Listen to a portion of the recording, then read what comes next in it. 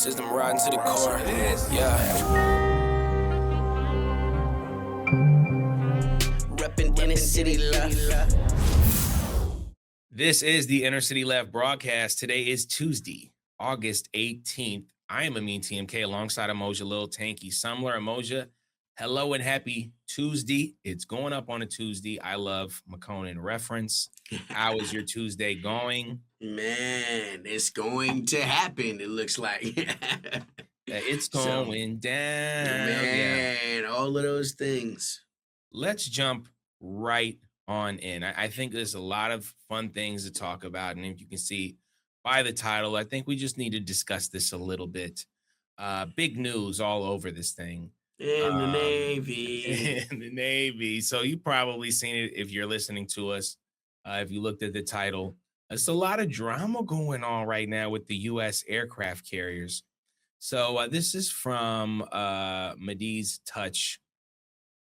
The crisis inside Trump's military appears to be spreading. They have obtained text messages from the USS Carl Vinson's sailor's wife saying that sailors are being forced to shower in cold water. The ship's water fountains have been shut off as they prepare for another deployment. Now, this is not even a this is something that's just this is a ship that's been docked, right? So we already know that I believe the USS Abraham Lincoln is going really bad in there. Toilets looking terrible, food looking like, oh man, it looks like prison food, man. I mean, something that you just really you would feed to someone as a punishment. The deployment times double the times that they're supposed to be spending out there. I don't know if you remember this, probably do. The pride of Princeton, the point guard of Princeton, that would be the Secretary of Defense, Pete Hegseth. He talked about how his pilots were able to go 36 hours, 20 hours with these flights, like bragged about it. It's kind of pushing past, I think, human limits. I just want to get your thoughts on this because I just heard we have the most powerful military, that they got $1 trillion. They want $1.5 trillion or whatever it is. It seems like the military budget is never ending, yet these ships can't even feed their sailors. What are your thoughts? So it's so many things that are happening, right? I mean, so what you talk about first is the logistics train.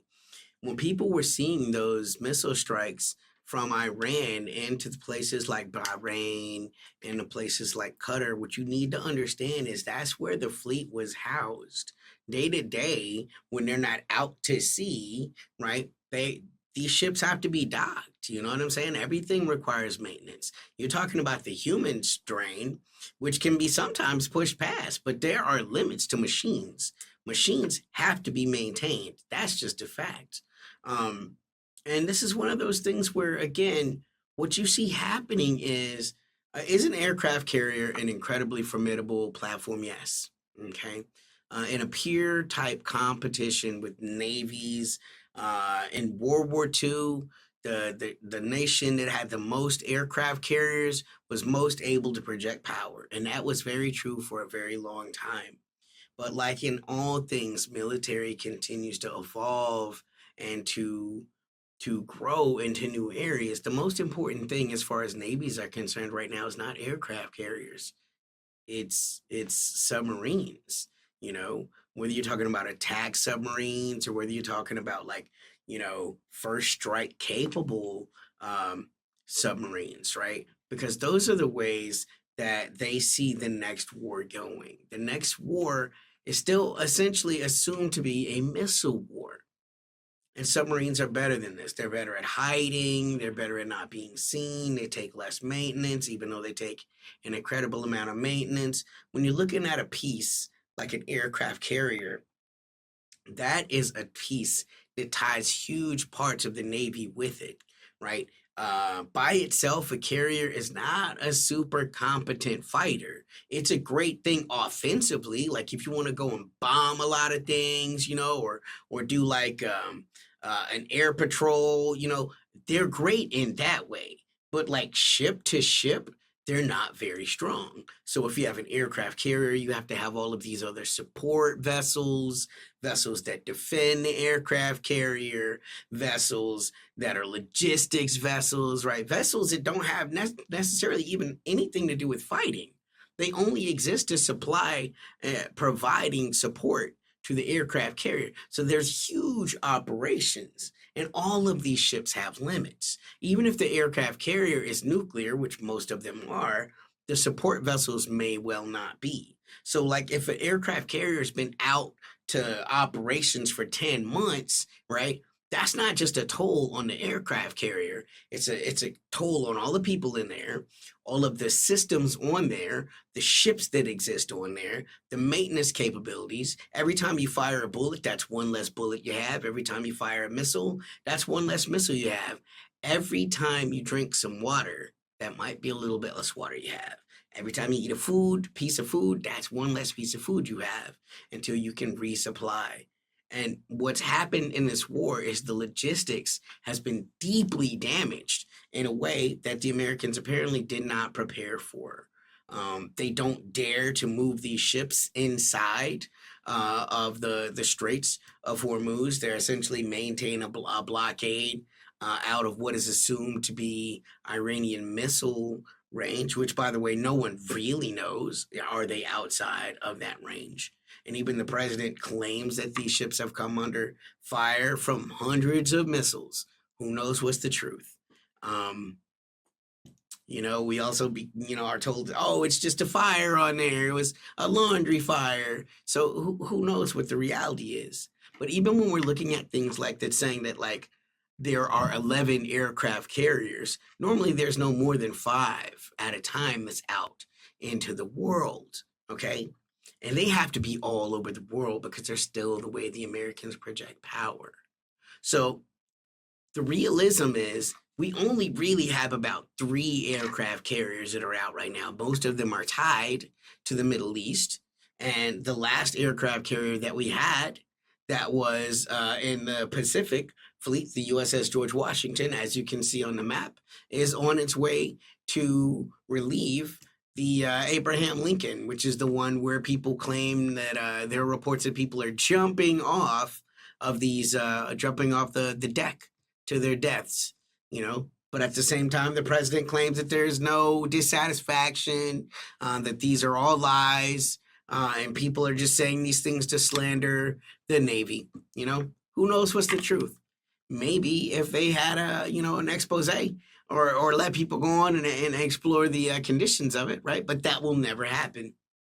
And so all we have is this nebulous place where all of these rumors will continue to persist. But what we do know for a fact is that Abraham Lincoln is about to leave that theater. So it's just going to be the Bush and it's going to be the Washington, which is still an extraordinary amount of firepower, by the way. Well, they said, and as you can see on this map, I'm sorry for our podcast listeners. I'll do the best I can to explain it. They have, some of the carriers that are in green are the ones that are in the field. I don't know what the terminology would be. Tanky, maybe you can help me out, but they're in the field of combat, I guess. So that deployed, is capable. They're in, okay, yeah. Deployed. Mm-hmm. And the field is a great word. They're deployed. Yeah, boom. So yeah, they're deployed in the field. I got the link right. USS George H.W. Bush and the USS Abraham Lincoln, which we know is about to be going into port. That's the one where you've been seeing if you saw the TikTok video with the toilets completely backed up and broken. And of course, I already mentioned the food and how the rations are going. So that's going into port. Now you have the USS George Washington. This is interesting. Oh, there's nothing there, buddy, over there in the Pacific where China is. Interesting that that's being moved. It's technically not true. There are aircraft carriers in that area. They're just Chinese ones. Right. There you go. As you can see. Yeah, there you go. The Fujian and the Fujian are actually out to sea. So the waters, it's undisputably are controlled by Chinese Navy right now. Yeah. Which is a first thing that we've been able to say for maybe ever since the rise of the maybe this is the best time. No, I mean, I want you to go. This is the best time because what were we discussing? The retraction of the empire. Yeah. Now, everywhere there's a U.S. aircraft carrier on here, right? Whether it's the, USS George Washington that's just moved out of the Pacific, now in the Indian Ocean, that is a place now where empire is rescinding. And that is something that is just unique, right? Like Yeah. for our time. Yeah. No, this has not happened. In my lifetime, I can't remember a time when there wasn't an aircraft carrier that was somewhere near Japan, South Korea, the Philippines, or, just off the coast of Taiwan. Never officially at the coast of Taiwan, but never too far away, right? And this shows a complete failure of Obama's pivot to Asia, right? And this is the thing that people continue to miss is the Democrats were trying to position for war against China and be ready for this as Obama correctly assumes, who's going to be the next near competitor? It's the People's Republic of China, right? And so what you had was all of these forces being moved out there and prepared for inevitable battle that was going to be framed around some type of Chinese conflict, right? And they always had a couple they could play with. They had the Free Hong Kong movement. Now they have the Taiwan movement that they've always played with. The Free Tibet. They're also now the Xinjiang has been incredibly politicized. Some people would say Uyghurs, right? If you're uninitiated, right? So they always had a ready supply force just in case, right? That force is being called in now. And there were rumors, we talked about it on Inner City Left, that there had been direct communication with the Chinese government and the American government when the war with the Ansar Allah movement happened a year ago, saying, that we do have these seas now. Um, and so, again, these are very real ways in which you see, as you say, the recession of the power of the empire. And I'll add to that, there's talks that there will be less of an American presence in South Korea. Now, all of a sudden, you see South Korea talking about rapprochement with North Korea as the Americans are forced to leave and come closer to this Iranian conflict, which once again should dissuade anyone from believing that the Iranian conflict is anywhere near to over, right? The force of the empire is now being contracted and concentrated in this area. So you should assume a very big hammer fist is coming soon.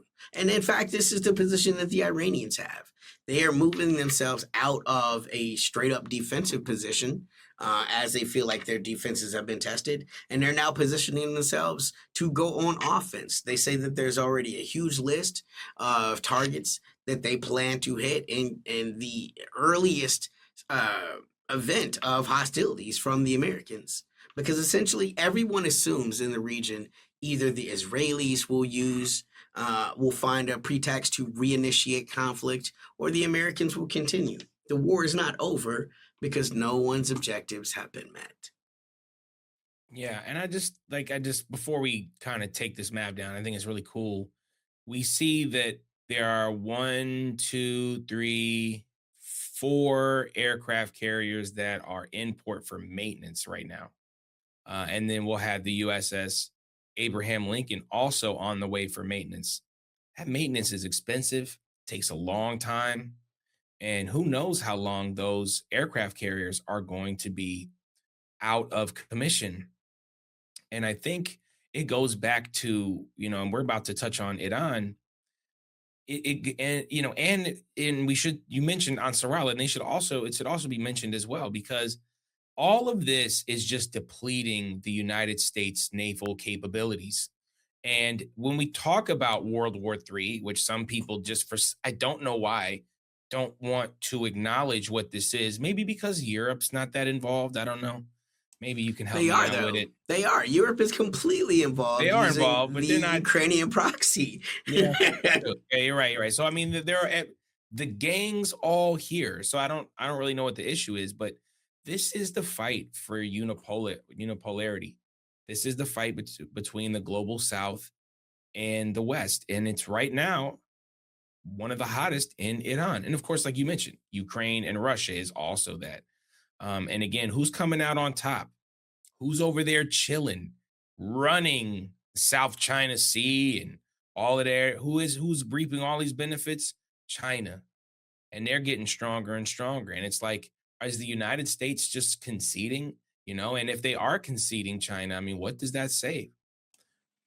Anything else you want to mention before I Well, take this down? you mentioned China, right? And I think it's important to acknowledge once again that just because Sacha, sacha. right? Just because we don't see a hot war happening, that is to say, active hostility, as far as like combatants, it would be we'd be remiss to not acknowledge the level of economic warfare, out and out economic warfare that is happening between the Americans and the Chinese. When you're talking about the tariff and the duties that are applied towards, right?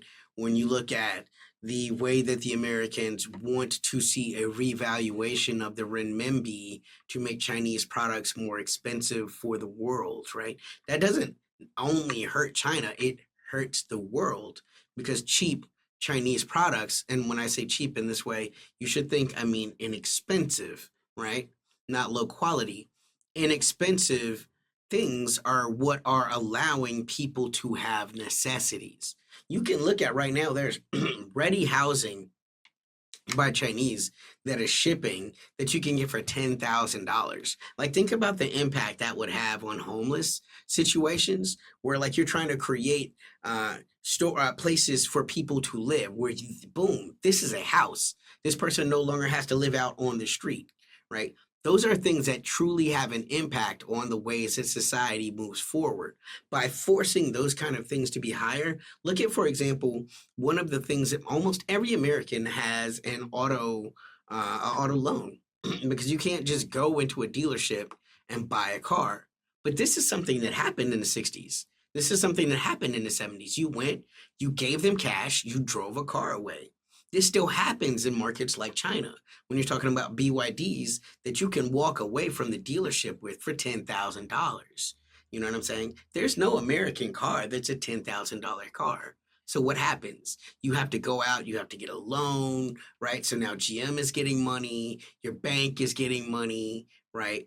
These are real wars that are happening, and it's not about the Chinese people versus the American people. It's about the American oligarchs and the money that they will Yeah. lose if Chinese markets are open. And If what's so American markets are open to Chinese well, goods. if they're open to the public, because if Waymo is getting those BYD parts, they get to have them, exclusively for themselves, because even they can't turn a profit if they don't use Chinese parts and BYD parts. So you ask the American people to have to stay away from BYD, but when it comes to these, Waymo rideshare services, they get to get the cheapest materials. Yeah, I mean, and we can take that to a whole nother level, right? Look at how Americans are expected to buy American tech, but American tech is not manufactured in American territory, right? Apple is making all of their property in China. Tesla is making all of their materials in China. So they're able to use that greatly depreciated labor market, come up with products that have incredible profit when they come to the American market. American labor isn't even utilized in the creation of these products, but is expected to subsidize these things. I thought China stole all the tech, man. How did they stole it? And they stole the blueprints from us, man, so we can't make it now. Right. If y'all stole the tech, if China stole the tech, how come BYDs are being made in the most efficient way that cars have ever been made? Not even close. Like, it's not even close. The only reason you don't want a BYD is if you want to stunt in something that you'd like to have another brand. But when it comes to dollar for dollar, the best vehicle on planet Earth, it's what China's making, and everyone knows it. Let's take that argument on the face value, right? Let's say that China, all they've done is stolen this technology. How did they get it, right? if the American magnates hadn't have went there and tried to cut out American labor, right, by trying to find a market that they thought would be less expensive. So, like again, all of this comes at the deficit of the American worker to begin with. And then I'm supposed to feel sorry that Tesla feels like their intellectual property. Like that's just taking their argument on face value, right? Because if you'd kept those jobs in America, how could the Chinese have gotten your blueprints? Yeah, it's a fact. Anyway, that was a little aside we were on, but I think it's good for us to discuss it. Check this out, because we just talked about all the issues with the aircraft carriers. This is something that that Iran has already been hinting at, but this is from Megatron Ron breaking Iran. Few more days and we are going to attack again. Iran has announced that diplomacy has a few more days left before Iran goes on the offensive and attacks U.S. ships that are blocking Iranian oil tankers. That MOU, I don't know if you remember that, because it's what's the point of it sometimes, but it is officially over starting of today or yesterday. I can't remember exactly what, but it is over. So you have saying Iran, saying, okay, well, we're going to go on the offensive because it's a war, right? If it's on, it's on. If you're going to, bomb the effing S out of us, you know what I'm saying? And he said that about Oman. I don't know if you heard that. He said he was going to bomb the shit out of them. And that's their ally. Oman right. has never even... They've worked with the United States since the onset of the war on terror. They've made themselves available to the Americans in every single way. They've been supplicant. They've been very submissive and respectful. And this is how America talks to their allies, right? So, like, what are you supposed to do with this? What's the quote about it's dangerous to be an enemy to the America, United States, basically, but it's fatal to be an ally? Yeah. This is exactly what that is. And so, to a nation like Iran, it's like, well, look at what peace with America is like, right? Like, if this is what the peace is like, well, they'll bomb us whenever they want, and this is what they do to their friends. Why would we submit, right? Especially when they've shown themselves to have a willingness and a capability of resisting American influence, even explicit. What's the word they like to use? Kinetic American force, right? That is to say, overt action as opposed to covert op work, which we have to assume they've tried to do for dozens of years in Iran to no success. If Iran feels like they're in this position now where they've weathered the strongest things that the Americans can do and have made contingencies for the next steps, right? Even as people like Marjorie Taylor Greene openly admit that the White House has discussed use of tactical nuclear missiles, which we have talked about extensively on Inner City Left, right? This is the next step. And this goes back to, again, why things like submarines are so much more important than aircraft carriers, okay? They've already made contingencies for the worst. So they're saying anything up to that, we definitely will weather that, and then we're going offense. We're no longer just playing defense, and so when we look at what's happening, like I think earlier you had a slide about how one of the petroleum carriers had been hit. The thing that was important about that slide was it said that it was being escorted by the Navy. So if you're being escorted, right, and you're still coming under fire, that means that the Americans can't protect you, right? Even when they have their attack helicopters flying side by side, right? When they have air support, when they have, military tugboats coming through, they're saying that even the Americans can't protect you. We can still hit you whenever we want. And I think there is a corollary to that goes very easily missed. And that is this. If they can hit the things that the Americans are escorting, they can hit the Americans. We have to assume at this point they have not demonstrated their true technical ability because they've kept that in reserve. And what they're saying now is, let's take the gloves off. If you guys want to do the worst, we haven't even begun. Well, I just wanted to show that. I mean, obviously we're no Marjorie Taylor Greene fans, and it's tough for us to have to see people in, I know she's a former, I'm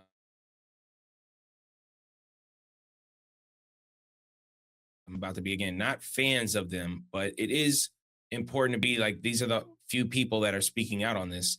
And to your point, I just want to say what she said, just to give it verbatim to the people. They are discussing using nuclear weapons on and on in strategy meetings. Yes, you read that correctly. It's real. I'm not speculating. I know. And it's pure evil. The last time a nuclear weapon was used was August 6th and 9th of 1945 on two cities in Japan, Hiroshima and Nagasaki, immediately killing 110,000 people, vaporizing people at ground zero, and total deaths reaching 214,000 by the end of the year from severe burns and trauma. But the extreme suffering continued for the Japanese people from radiation sickness, skyrocketing cancer rates, and generational birth defects, not to mention wiping out all means of their economy. It goes on a little further, but it is unfortunate that we have to see Republicans saying things that we can't even get people like AOC to say. AOC would never say this. DSA people say this. Yeah, go ahead. To your point, right? This shows you the vapid emptiness of identity expectation, right?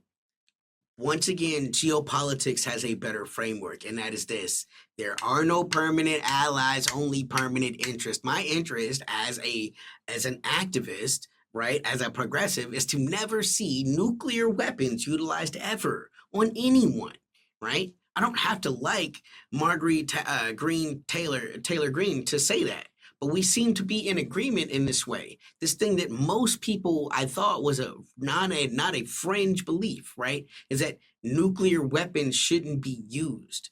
And the fact that people like AOC are not making these statements, the fact that people like Marjorie Taylor Greene are able to attack these Democrats from the left shows you the vapid emptiness of the Democratic offering right now. The fact that a person who most people would agree, most of her politics are not very good. Most people disagree with Marjorie Taylor Greene in many ways, and you can demonstrate this in the most obvious way. She lost her election, right?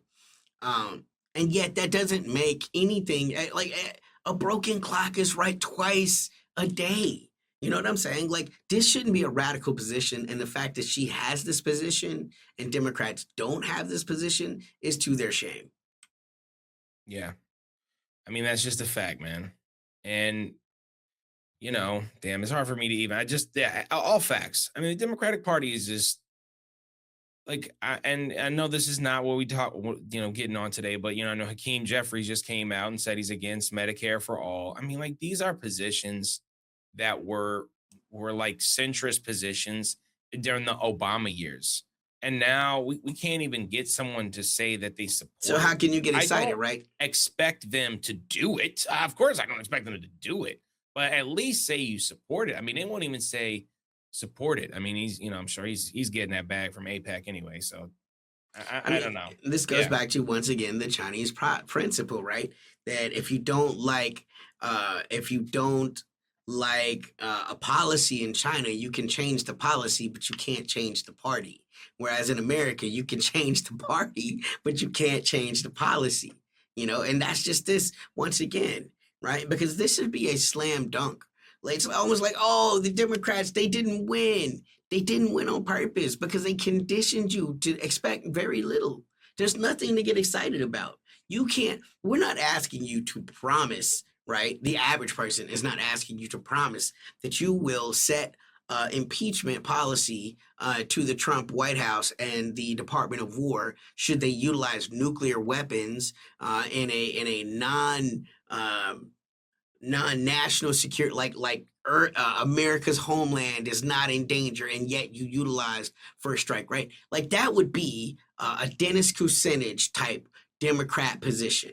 We can't even get them to take a position like that. No, something as simple as Medicare for all, one payer. Like, they're saying, we're not even going to promise you that, and it's to condition you to expect nothing. Like, you can't say that they lied to you. The only thing they promised you is, we're going to try to get rid of Trump. Wow, okay, but none of the policy will change, and like, they're conditioning you right now to expect not a whole lot. Yeah. Not much to be excited about. Not much to look forward to if you're a person who's involved with geopolitics and you look towards the general Democratic Party in the United States. Not much to look forward to. That's why we don't get involved with no DSA and no, I hate to even give any of that uh, you know, lip service or not lip service, but give any energy just because Malcolm X already told you about Democrats. I don't need to keep talking about it. He What do already we talked about want? it.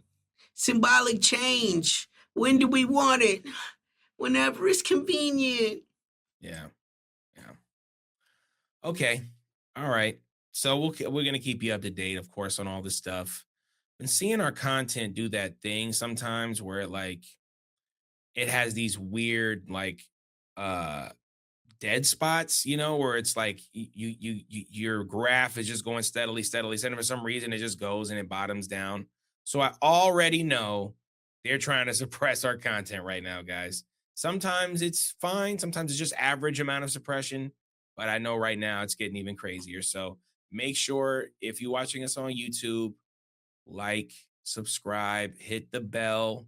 I always hate when YouTube people say it, but it's just the only way. They're gonna bury our content more and more, but we are getting through. They can't stop us, unfortunately, or I mean, they can, and they probably will. But And let me give it to you on another level. Like, even if you have it like and subscribe, I'm just gonna be real. It does not always push it, even when you have push notifications. On Tuesdays and Thursdays, you should just assume Inner City Left gonna drop something. Just get in the habit of throwing in Inner City Left on your Tuesdays and Thursdays, bringing us up because I promise you we out there and we trying to give you all the news that you can handle, all the news that we can digest, stuff that really matters from a global perspective. Ain't nobody bought and sold none of us. yeah, I mean, speaking of patreon.com/inner city left, that's who funds us, the people. We don't have any billionaires behind us. We don't have any of that. We're just people who I don't know. I don't know why we do this. I don't know why it's just necessary. We want to, I don't know. I do it. You know what it is? Asada Shakur talked about this. The love of struggle, not the love of struggling, but the love of struggling against a world hegemonic power. And at the end of the day, it's a part of my nature, and I think a huge part of your nature to fight for what's right and fight against the tyranny that exists in the West via the United States. And we can look in Iran, we can look in Taiwan, we can look in Ukraine, we can look in Gaza, we can look in the Sahel, we can look in Cuba, we can look in Venezuela. I When you mean, love somebody, Greenland. when you love somebody, you have interventions and you have conversations. If you love America, you have to talk about the empire is killing America. If you love America, you cannot hope to see the continuance of the empire because the empire is killing America. Yeah. InnerCityLeft.com. How about this? I mean, check this shit out. I know you ain't thought I had that one ready to go. New music coming August 26th. Fuck is they talking about? We got a new song, one of our last singles before our album Alphabet Boys drops. We're trying to integrate the music a little bit more into what we do, because art is the catalyst of revolution, and we're not just up here talking. We real artists in the streets. We be moving in, moving like lasagna sometimes. That's just how it goes. But we are out here making content and music, and we don't stop. So new music, Amin TMK, everywhere you find music, we're everywhere. Lil Tanky, everywhere you find music, we're everywhere. Amoja's book of poetry, also available in the description. Shout out to our podcast listeners. Lord knows y'all got to subscribe too, because man, they doing what they can. Inner City Left on Instagram. You can always follow our Twitters, me and TMK. Underscore Amin TMK, Lil Tanky ICL. Tanky, my friend, what did we miss today? What are some final thoughts we have before we slide out? Taco Trump getting slid out the taco truck. You know what I'm saying? Getting put on his own little special plane, Hey, flying away from the desert rain. desert rain, yeah. This is what happens when you go out there and you kill all these world leaders. It makes you paranoid. You think edge is everywhere. They trying to get me. Man, Trump, like that's got to be one of the most embarrassing stories. If you've heard the story, I mean, you know we're talking about. It's If not real news, but it is funny though. how did they even get him in here? Someone was like, how did they get him in there? They told him it was And some tacos. yeah, probably some Big Macs. That's really what it was. Like he just had a Big Mac, and what else could you lure him in there with? I don't even get Diet into Coke. it. Oh yeah, Diet Diet Coke. Coke. There you go. It's boom. He in there. Yeah, he crawling right through. Piece of candy. Piece of candy. Tell him it's a piece of little candy. beauty pageant in there. I knew it was going Epstein soon, but that's Trump, man. It goes Epstein very soon as soon as you start talking about things. Oh God, this world is so terrible. It's such a terrible place. Okay, anything else? No. Okay. For Amoja, little tanky summer, I'm a mean TMK. This is the Inner City Left broadcast. Peace. System riding to the core. Yeah. Reppin' inner city love.